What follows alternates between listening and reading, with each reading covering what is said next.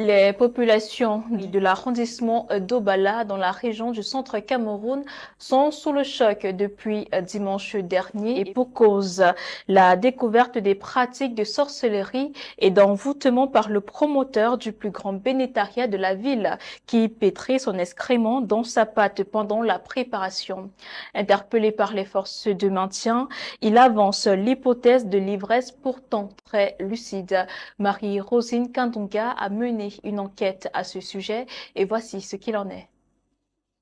Le nommé Louis-Bernard Diki, âgé de 47 ans, menant cette activité depuis plus de 5 ans et faisant des bains de foule, a été pris en flagrant délit en train de déféquer dans son box où il a pour habitude de pécrer la pâte de beignet. Aussitôt alertés, les forces de maintien de l'ordre ont effectué une descente sur les lieux, le suspect conduit en cellule et les populations sous le choc. On a mangé ça peut-être, ça fait même 4 ans ou 3 ans. Elle a le tient depuis le caca. Parce qu'il y a notre maladie, le docteur dit qu'il ne connaissait pas.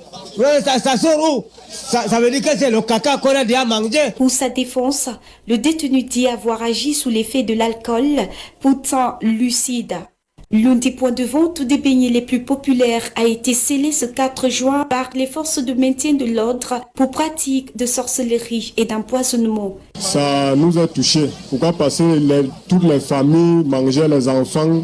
Parce qu'un parent, peut-être comme moi, je pars le soir, je paie les beignets pour garder peut-être mes enfants.